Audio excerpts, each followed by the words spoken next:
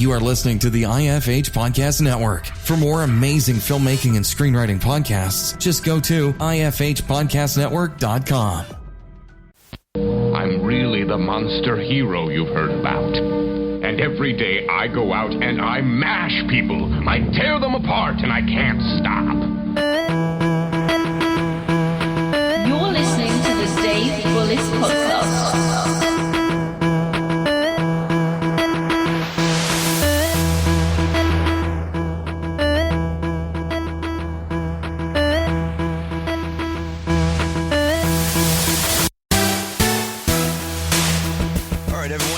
This week is a man who virtually needs no introduction, but I'm still going to introduce him anyway.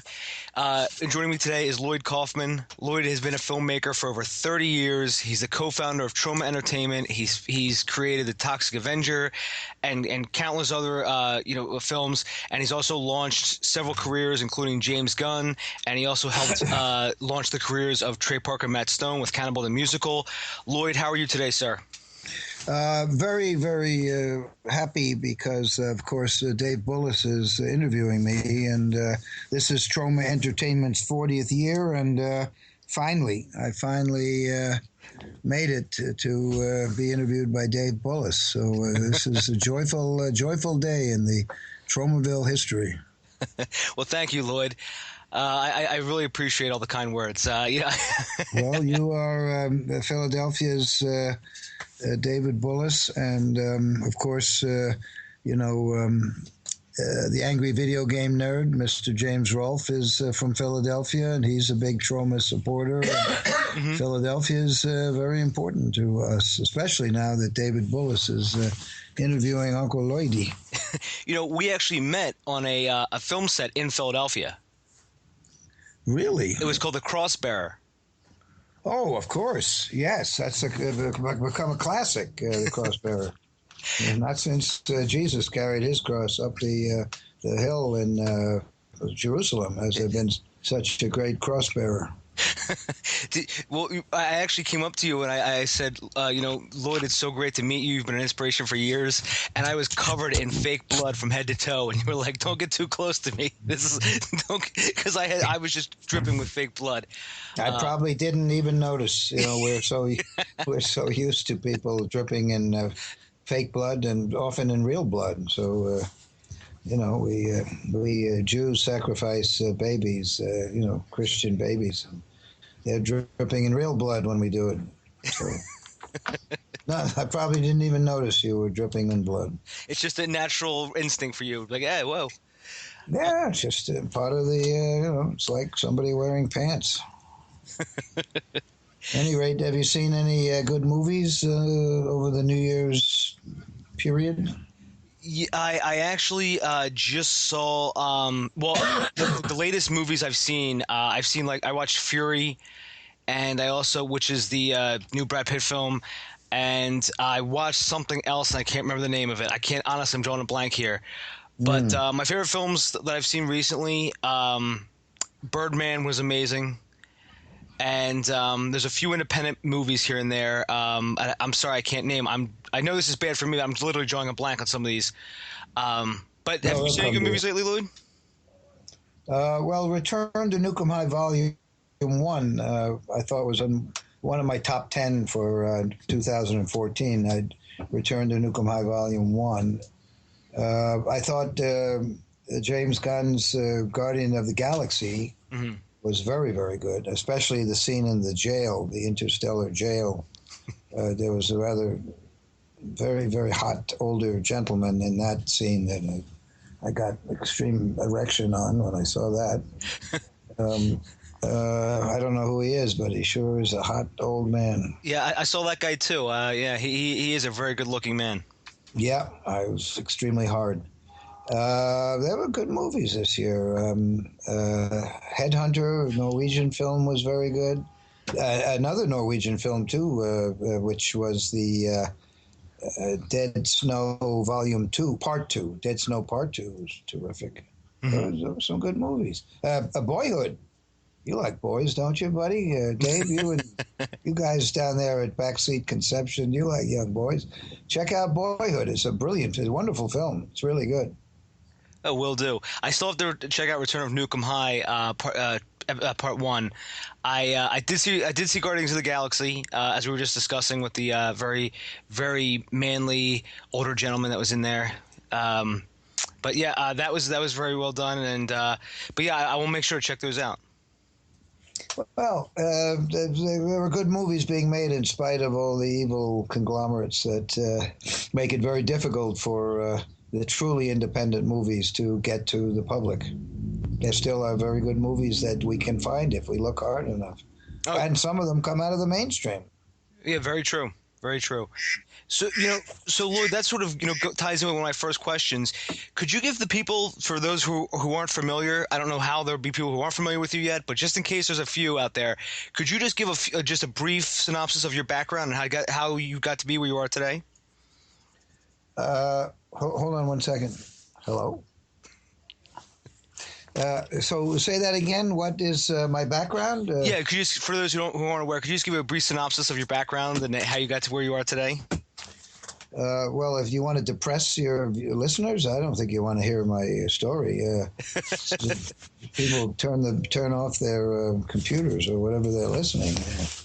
But in a nutshell, I'm from New York and met Michael Hers. We were in prison together, and I was his bitch, and he decided to create a company that was independent. He spent all his cigarette money on me, and we started the company in 1974, and here we are 40 years later, finally being interviewed by Dave Wallace. And we made The Toxic Avenger. I think the best thing is to read my books or go to Troma.com, and you can learn all about Troma. It's the oldest independent movie studio probably in the free world, and it has brought forth from its loins the likes of Trey Parker and Matt Stone. Cannibal the Musical was their first movie, and they went on, I'm not sure what they went on to do, but hopefully they're doing okay. The Cannibal the Musical is a wonderful film.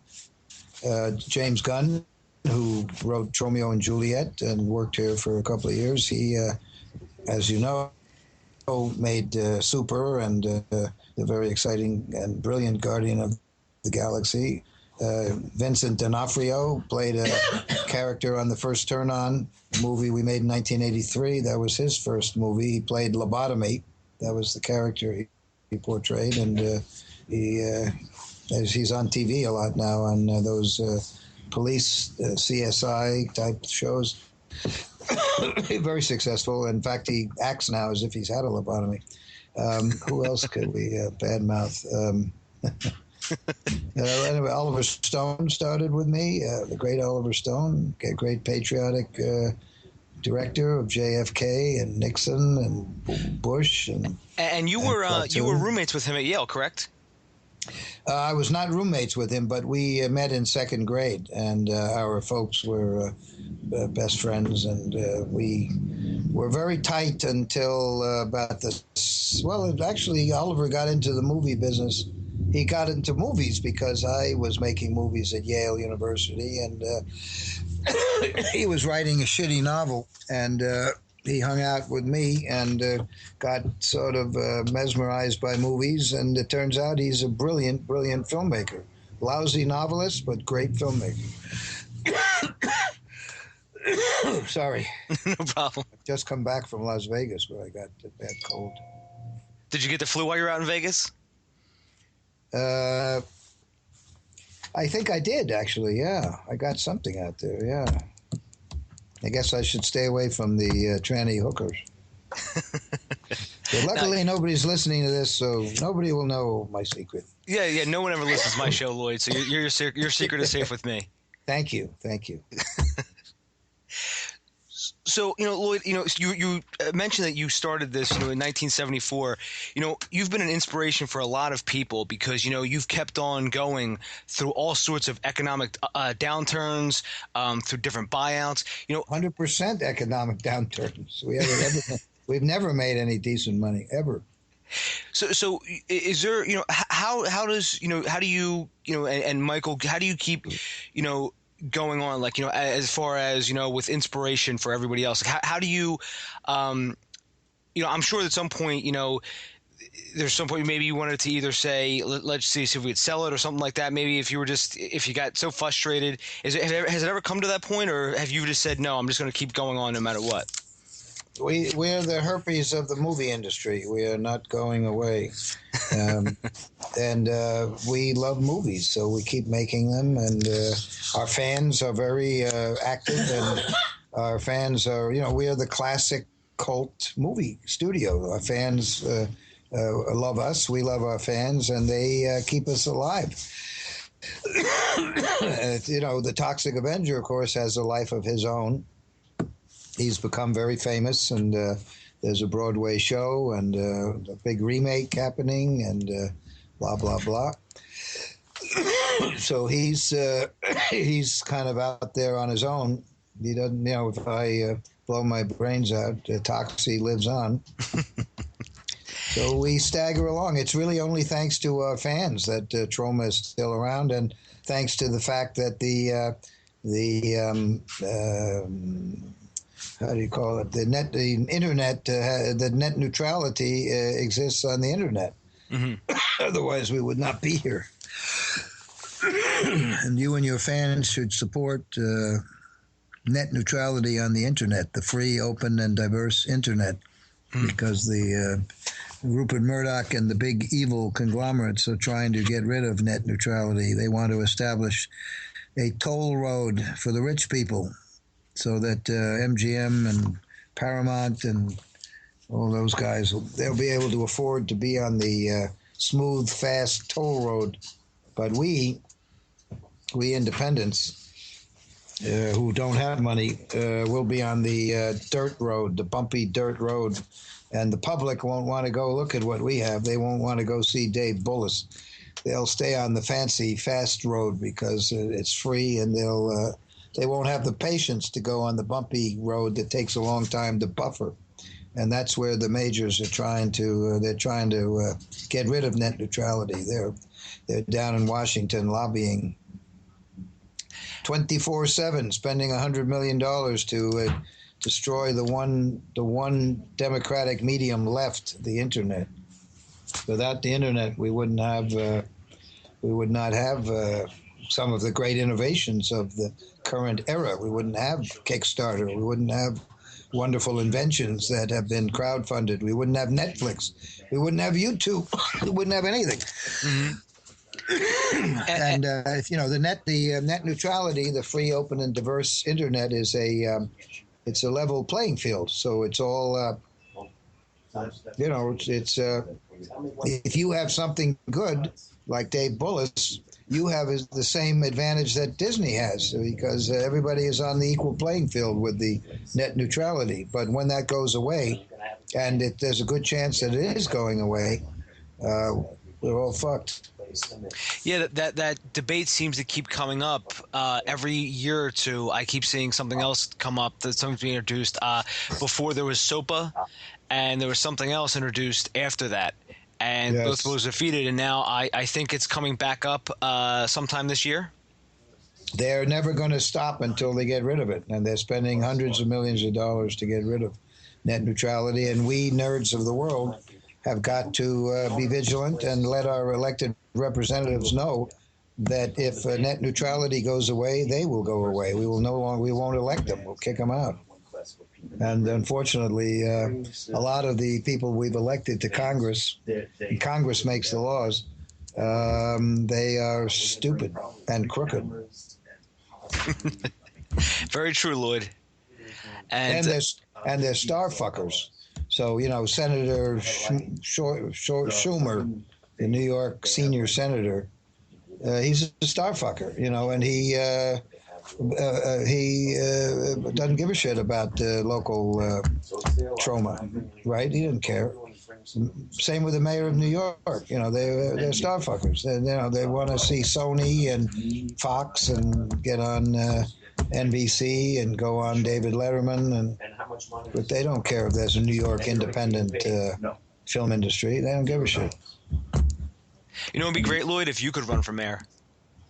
I agree, but somehow I don't think that it would be my cup of tea. Well, I'd vote for you, Lloyd, if I lived in New York. Well, thank you. Thank you very much. And I'm in Philadelphia 2 or 3 times a year, so I hope I get to see you again. Oh, yeah. I'm sure we'll bump into each other. And, you know, you actually just spoke about the Toxic Avenger. I actually want to ask you about that. Can you talk about the remake? Is it still happening? Yes, Akiva Goldsman, who got an Oscar for writing Beautiful Mind and many other films. He and Richard Saperstein are producing a $1 billion remake, and they seem to be moving along. I'm reasonably sure that it will happen. You know, I can't say it's 90%, but I'd say there's a 60-40 chance. So, you know, I think it'll happen. I think it'll happen. Oh, that's good. It's just not. It's, you know, Richard Saperstein produced the remake of my brother's movie Mother's Day, and he just did a movie called the Cell, Stephen King movie, which is a big budget movie, and I'm in that. So they're very real, both of them, and I think they'll come up with it. It looks like it's happening, but you never know. You know, that's why we make our own damn movies. Yeah, very true. That's why we write our own damn books. Yeah, very true, Lloyd. Because you never know what's going to happen. You know, I once heard that John Travolta was attached to the Toxic Avenger remake. Was that true? No, that was not true. But I worked with John Travolta on Saturday Night Fever, and we went out during the pre-production. My wife, John Avildsen, the director, who had just come off of Rocky, and John Travolta and I would go out looking for disco locations. We'd go around 1 a.m. when the discos got interesting, and Travolta danced with my wife, and I was very jealous because I wanted to dance with Travolta. Well, there's still a chance, Lloyd. You could always run into him, and you never know. Yeah, actually, we did at Cannes Film Festival a few years ago. He came by the Troma office at the Carlton Hotel and dropped by with us. He had about 10. It was during the Pulp Fiction time. And he dropped by, and we had a nice short chat and took some photos. He was a very nice guy. He gave me a silver keychain, a Tiffany keychain with my initials on one side and his initials on the other. And at the end of Saturday Night Fever, he was a very, very nice guy. Nice. And then after, you know, Pulp Fiction came out, obviously became a worldwide hit. Did you ever see him again, even in just passing at any of these festivals? No. I saw Tarantino. He's a Troma fan, so I saw him a few times. And he's the one that suggested that Return to Newcomb High be made into 2 volumes, that it could be a more ambitious project. He's the one who said we should do something that is more unusual in the world of low-budget underground movies. And so he had done Kill Bill in 2 volumes, so I figured I'll do the same thing, except our budget is, 1% of Kill Bill. So, speaking of which, as we're talking about first-time filmmakers, what advice do you usually give to first-time filmmakers who, in just general, when we're getting ready to film, I'm sorry, I just pushed that question. What advice do you give the first-time filmmakers as they're getting ready to go into production? Well, the first step is to figure out what they want to do. If they want the Oscar and the money and the hookers and the dope and they want to hang out with the celebs, they need to go west and work their way up the food chain in City of Angels. But if they don't mind living in a refrigerator box like Uncle Lloydie, then you can make movies anywhere. The nice thing today is that you don't need money really to make a movie. You worked on Crossbearer, We've produced some micro budget movies. The money isn't what stops you today. That's the good part. Anyone can make movies anywhere. You can make a broadcast quality movie with a GoPro. I've got a little mini cam, a Vixia, Canon Vixia, which I carry in my ditty bag. It's broadcast quality. All the Love You Can, our first movie about the Cannes Film Festival. It's on YouTube Movies, Troma YouTube movie channel for free, along with 250 other movies that are free, Troma movies. But that movie was all shot like with my home movie camera, basically, and it's broadcast quality. It's been on cable, been in film festivals, projected on huge screens. So you don't need money anymore. What you do need, though, is a marketplace that is slightly fair, and that we don't have, unless you are a partner with one of the vassals of devil-worshipping international media conglomerate like Fox or Viacom or Sony. You cannot get your movie to the public. You cannot penetrate the hymen of the mainstream, and therefore you cannot make money. So if you need a lot of money, you got to go west. That's my advice to the young filmmaker. If you don't mind living in obscurity like Troma, then you can make your movies anywhere. And in fact, you can have a job that might be somewhat useful in the world. You could be a nurse or a social worker or a teacher. Do some good in the world and still make movies. You can probably make a movie once a year, a feature-length movie, by putting aside a little money and getting your friends and a little bit of crowdsourcing. You can probably scrape together between $5,000 and $25,000, which is adequate to make. If you have a good script and doesn't require a huge amount of CGI. You can probably make a pretty damn good movie for very little. Father's Day, our movie Father's Day, The Taint. We have two movies that are both budgets of under $50,000, both of them. And speaking of which, Lloyd, you have experience crowdfunding because you actually crowdfunded last year, correct? Yes, the Occupy Cannes, our second documentary about Cannes. About half the budget was crowdfunded. So we have used crowdfunding, and also Return to Newcomb High Volume 1. We crowdfunded the trained duck. We needed $10,000 for a trained duck, and we got it, thanks to our fans. So what did you need the trained duck for? Volume 1 of Return to Newcomb High.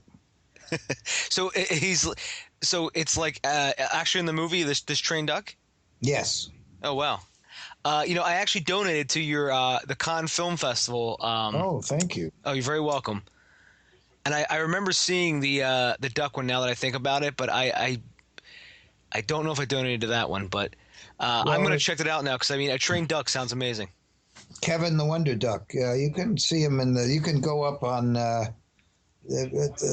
Return to Newcomb High is playing on Netflix and Stars, and it's playing everywhere.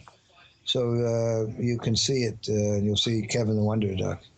And certainly he's in some of the trailers, and there's a lot of Newcomb High torrented also. So, as you crowdfunded, Lloyd, is there any tips or anything you could pass on to filmmakers about your crowdfunding experiences? I think that you've got to I don't think that crowdfunding works very well for the unknown filmmaker unless you have a subject matter that is of interest to the public. In other words, if you say you're doing a fiction movie and you haven't made any movies, or you've made one or two underground movies that nobody's heard of, I don't think you'll be very successful raising money. You'll probably guilt your mother and close friends into putting a few bucks up, but I don't think you'll get very much. But you might get, maybe you get $2,000 or $3,000 to at least help you. And again, you don't need these days $5,000, $10,000, $15,000 if you have a well-written script that isn't too production heavy.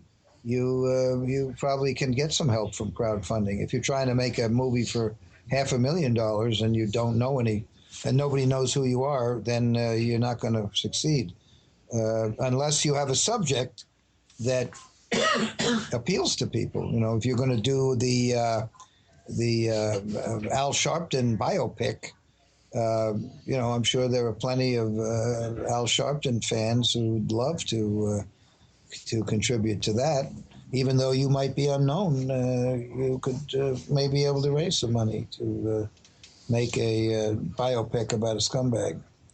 You know, it's possible that I think where crowdfunding is the most successful are for inventions, things that the practical inventions, video games, where somebody's going to make a video game of a certain type, and then there are hundreds of thousands of video game fans who get it, and they say, "Aha, I get it. I'll contribute to that because I want that. I want that video game." Right? Mm-hmm.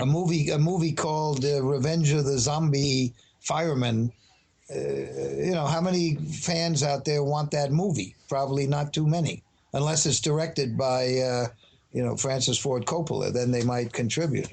You know, Spike Lee, who has a $30 million mansion in New York, raised $3 million from poor people on the internet to make his movie. But he's famous, so he got a lot of fans to contribute. You know what I'm saying? Our fans are poor, so you know, we feel a little guilty about asking for money on the website, on the crowdfunding side, but we might do it again. Well, I hope point you do. The thing is to have a subject, if you want to have a subject that appeals to people. Mm-hmm. You know, if you want, like the Toxic Avenger Part 5, I think if we crowdfunded that, probably we'd get a pretty good pot of money in. But I'm not sure that I feel comfortable about asking our fans to get involved in it without, you know, our fans don't have money. They're young and they're poor. Well, you know, I hope you do a crowdfunding campaign again, because I would definitely donate. And Well, I once had an idea, Lloyd, by the way, about making an autobiography about you. Oh, that would be a very depressing autobiography, I must say. It would be up for best drama. Best tragedy. What best waste of a life? What? But you know, if the fans want to help us, they should go to TromaShop.com.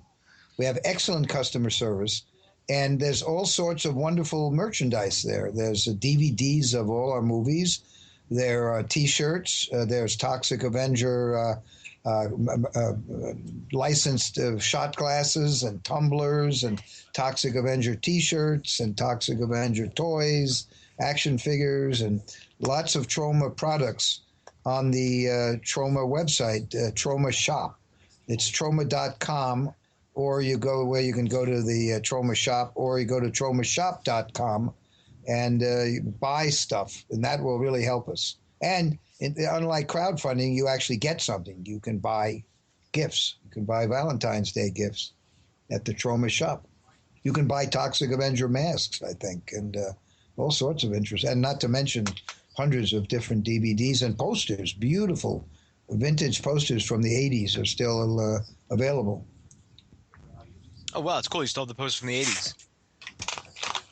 Yeah, we have a building here, and every once in a while we find a stack of the old posters, and we put them up on the internet. You know, in your book, there's all sorts of stuff. And my books are on the internet. You can buy my books at TromaShop.com. And his books are amazing, by the way. I actually have them in a bookshelf behind me. And one of my favorite stories is when you're going down into the basement to look for something, and you said there was like a rat down there, and you let a high-pitched scream, and you said it was like a correlation between when McDonald's moved in and all these rats started appearing. That is correct. Very correct. That's what inspired Poultry Guys' Night of the Chicken Dead, was that McDonald's moved next door, and we read Fast Food Nation, and McDonald's was not a very pleasant neighbor, to say the least, and we had rats the size of raccoons living in our place. Or they were weekending, they lived in McDonald's, but they'd come over to our place on the weekends, and they were all over the place. And We were buried in rat shit in the basement. And that led to Poultry Guys' Night of the Chicken Dead, one of our best movies. And I would urge you to see that movie. And it's available. The DVD has got all sorts of great stuff on it. And it's available on TromaShop.com if you can't find it anywhere else. Yeah, I've actually seen it a couple times. It's very good. Yeah, it played in a couple of theaters in Philadelphia. The Roxy was one, I think, and there was another theater in which it played there. Yeah, there's a couple of independent theaters that we still have here in Philadelphia, which is a strength. But yeah. Well, Return to Newcomb High Volume 1 has not played in Philadelphia. So if you know of any theaters that would like to play it, we're close, too. I can bring... we can send the stars, Katie Couric and whatever, Katie Cochran and Asta Paredes, and send them down to meet the fans. I could probably come down. It's only a 2-hour train, hour and a half train.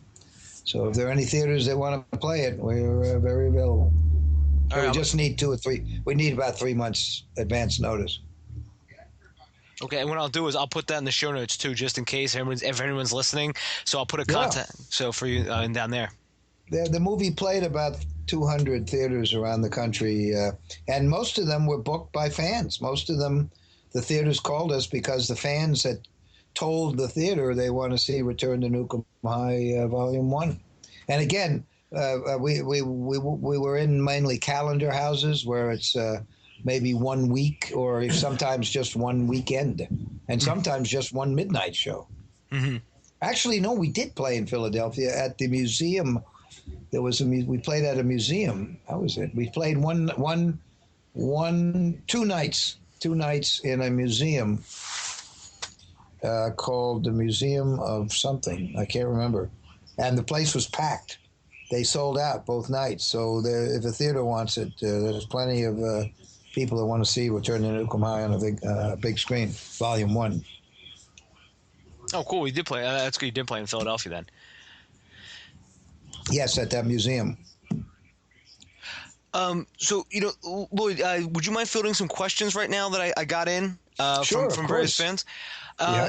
The first question... question... I've got to get off in about 8 minutes because there are people waiting in the reception area here at Tromaville. Mm-hmm. So I hope that's okay. Sure. I'll just I will just make. How about I just give you 2 questions? Yeah. No, it's all right. You can we can do a few questions and then I probably ought to ring off.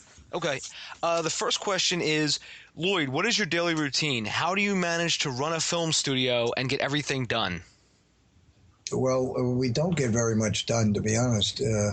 Michael Hers and I have never been very good business managers, and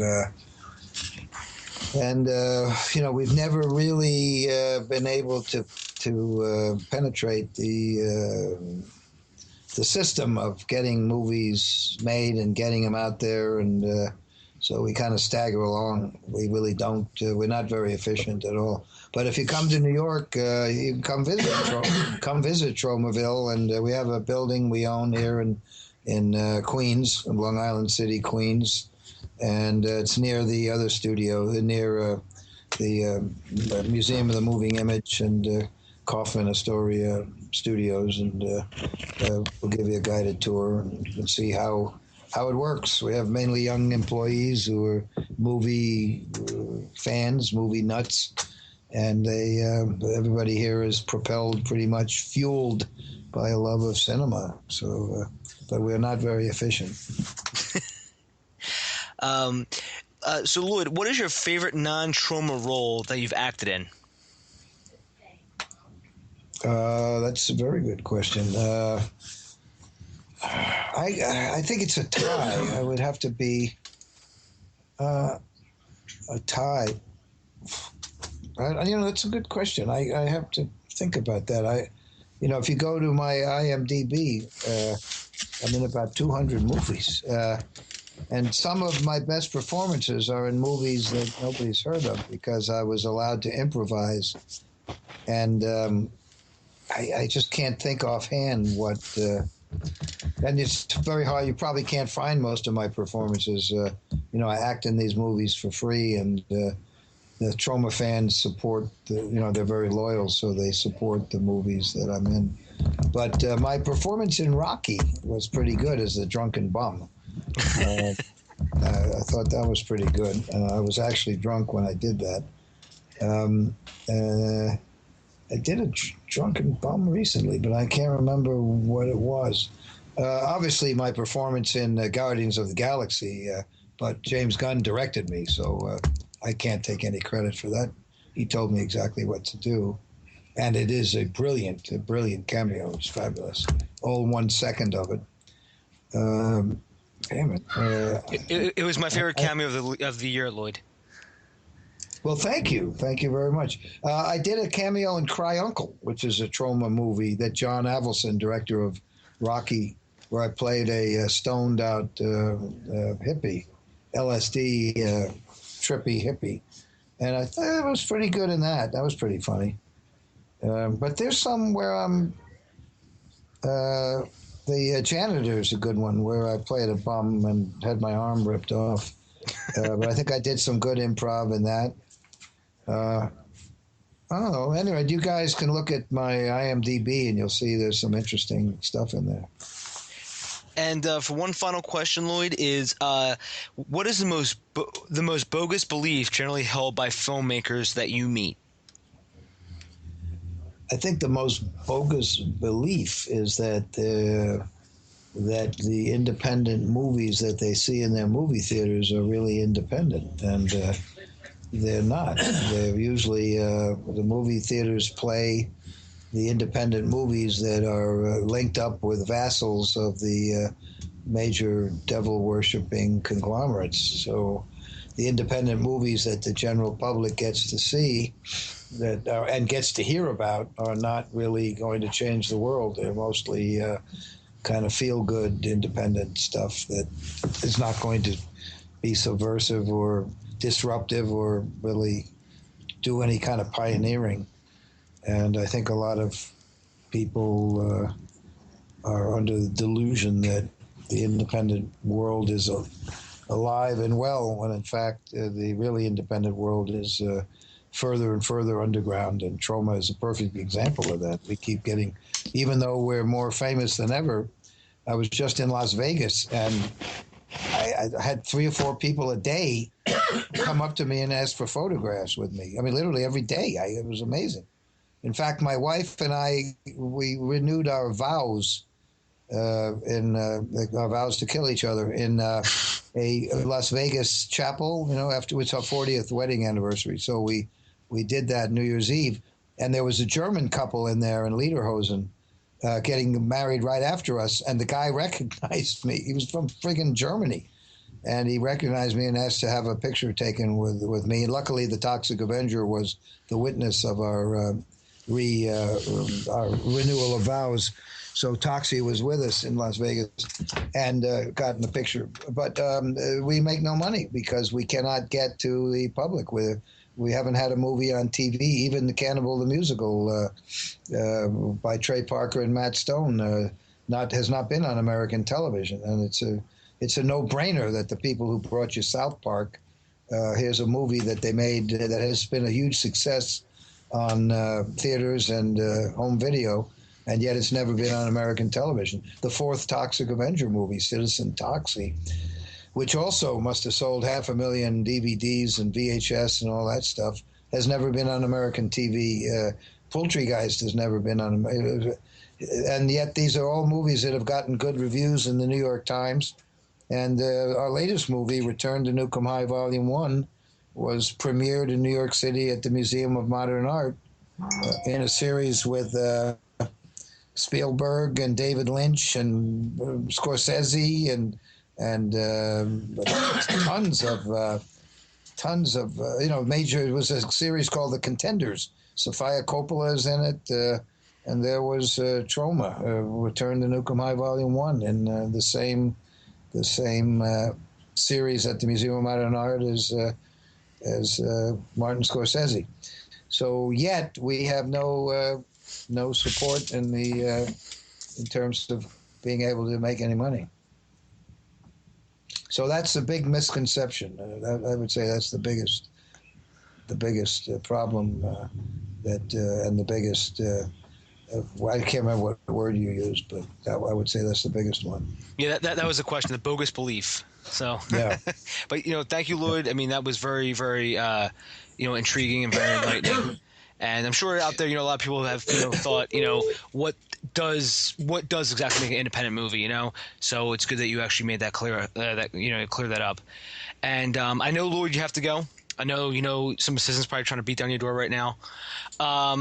So I know because you have people waiting in the lobby at Tromaville. So in closing, is there anything you'd like to say?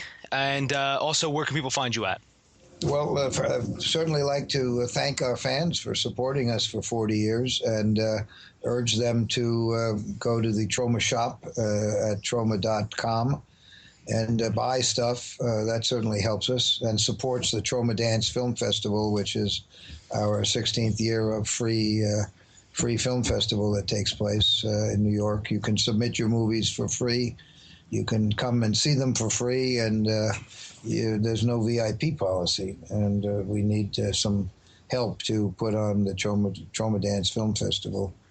I think that's the main thing. If anyone wants to talk to me, I answer all my Twitter, at Lloyd Kaufman on Twitter. I have a Facebook, but I kind of don't pay too much attention to it. I do answer it from time to time. I do respond, but if you need a response from me, go to Twitter at Lloyd Kaufman.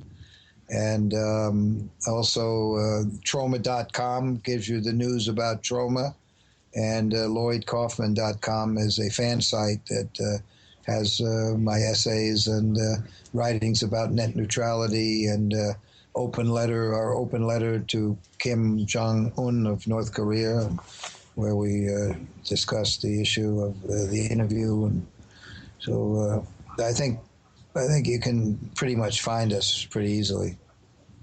Oh, great. And I'll also link all those in the show notes. Thank you, and thank Troma fans in Philadelphia for being so loyal and active on our behalf. Philadelphia loves Troma. And Lloyd, thank you so much for coming on, sir. It's always a pleasure talking with you. And everyone, you can find me at DaveBullis.com, and Twitter, it's at Dave_Bullis. And like Lloyd, I answer all my tweets. And but Lloyd, usually have people tweeting good things at you. I usually have bad things being tweeted at me. Well, that's a good thing. You're stirring the shit. Anyway, best wishes and Happy New Year. And come visit the Troma building when you're in New York. We get a lot of tourists. Oh, will do, Lloyd. We'll give you a tour. All right, I will do, Lloyd. Thank you very much. Thank you. Bye. Take care, Lloyd. Bye, David. Bye. Find Dave at davebullis.com. Please make sure to subscribe and share the podcast.